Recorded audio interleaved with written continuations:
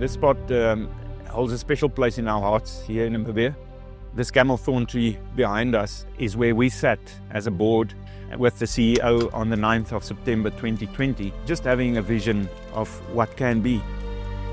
And we said to ourselves, listen, imagine this picture in front of us, imagine the Awas Mountains over there, and imagine it's late afternoon and there's braai fires around and the smoke is coming over the field, and imagine we're playing South Africa, and imagine we win. Very often you're reading business books, Apple was born in a garage, or this was born in this. The Namibian cricket ground's dream was born under that tree.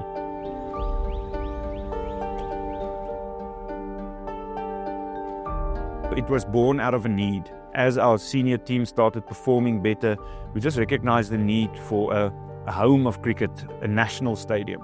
It was a long process. Johan was the guy who drove most of the process.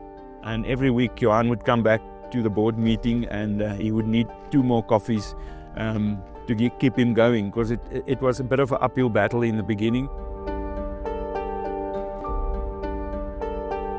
This land was zoned for sport. It was used in the 1990s as a cricket field, and later on it was mainly just used as a parking area and a driving school. We assumed, because it's zoned for sport, that we can just start developing it. So we spent 2 weeks of leveling, moving 1.6 meters of soil from that side to this side to get the levels right, and then City of Windhoek stopped us.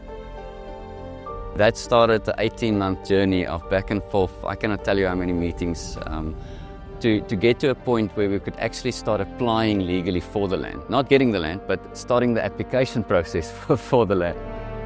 When we heard that we're going to co-host the Under-19 World Cup and that we're going to co-host the Men's World Cup without having a field, so I can imagine the pressure that we were on. I used to go to City of Windhoek every 2 weeks, sit there in the reception area up until someone can see me. And I could see on Johan's face, he's getting anxious by the week, more anxious by the week, because we had timelines to fulfill now that we're co-hosting, but we haven't secured the land yet.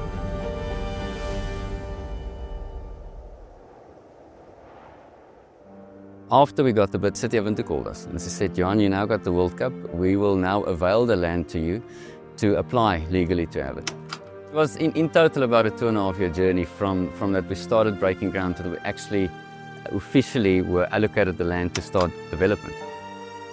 We then went to the ICC and we did a proposal to the ICC to advance us on our hosting fees. That sort of connected the dots for us.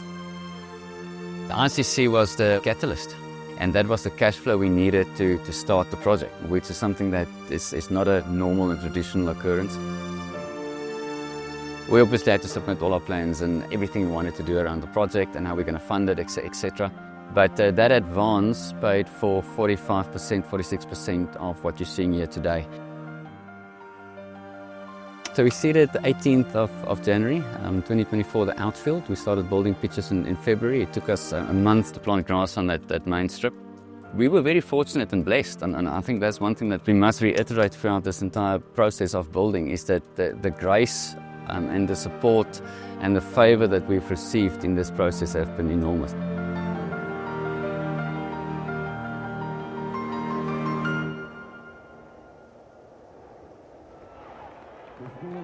Everybody in the crowd are on their feet, because Namibia is about to create history.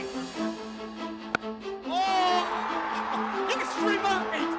It's Namibia who goes victorious over South Africa! It was a full house. All the commercial suites was filled out, all the sponsors were here. Our staff worked tirelessly behind the scene. The training that went in to get to host that event was immense. So many of our staff for the first time was exposed to that, and how we prepared for it. It's a story on its own. You couldn't have scripted that match better. It was the first match on the NCG. It was against South Africa, who everybody in Namibia looks up to South Africa as a cricket team. And you beat South Africa in the last over from the last ball, and the guy who hits the winning runs, it's his birthday. Not even Steven Spielberg can script that better. The people of Namibia, they came and they just picked up our team, and it was incredible.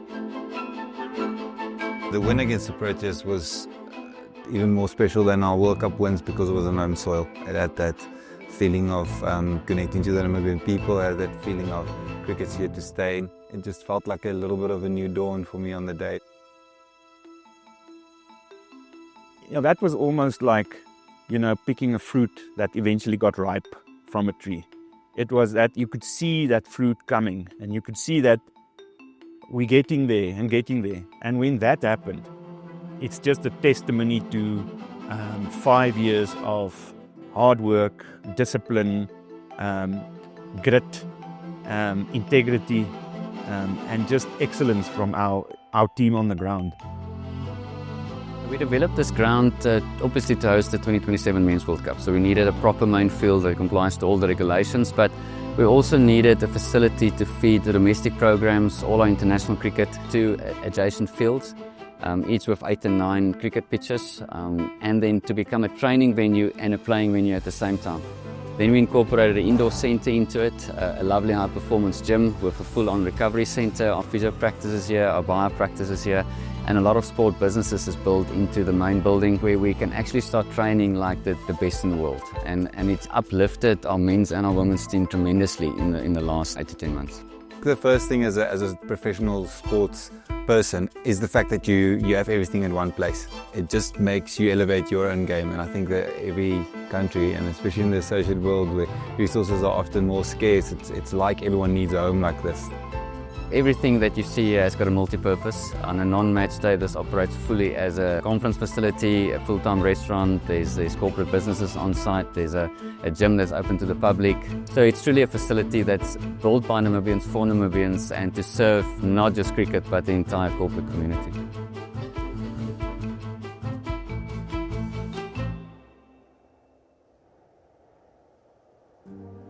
I must first of all thank ICC for allowing us to host. I know it's a privilege for any associate member, it's normally full members that get the hosting rights. The co-hosting rights have brought us and Zimbabwe and South Africa very close. I must compliment both those boards for being open and accepting to us. We've had many really positive conversations with both of them, looking forward to contribute to the total success of the event. And I think as African countries, even though we're all in the south of Africa, I think Africa needs to show the world that we can host major events at a really, really high level. The agenda that we always push as Cricket Namibia is that we want children in this country to see cricket as a career opportunity. We are the only professional sport in Namibia at the moment, both men and women teams.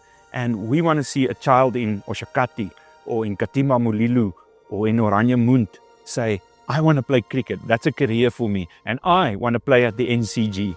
So for us, that's one of the biggest drivers and one of the reasons why we have our development programs. And one of these players in our men's team now is the 17-year-old Max Heingu, who opened his debut for the men's team against the Proteas. Max Heingu is a success story for us and testimony for cricket in this country, testimony that we are a sport that is here to develop everyone. The background of that player, you know where he comes from, to really walk to practice every day, not having spikes, not having a meal, not having equipment, and him pitching up every day for practice. Never missing a game, never complaining. It's an unbelievable story. If this ground's legacy could be that it inspired more kids to play, it got more of the community involved in sport in general, it got more of the community enthused about life, enthused about getting outdoors, I think that in itself is already an impact that many guys could be proud of. In 100 years from now, people must still look back and say, what happened there was sort of like going to the moon for the Americans. It's something that people will never stop talking about in Namibia, but we now have to make sure that in 100 years from now, this stadium is still a national asset and national pride. When I looked at that photo this morning again, I just have gratitude that I'm part of the story, because it's a unique story. It's actually a fairy tale in terms of sport, you know. So it's just a feeling of gratitude and humbleness.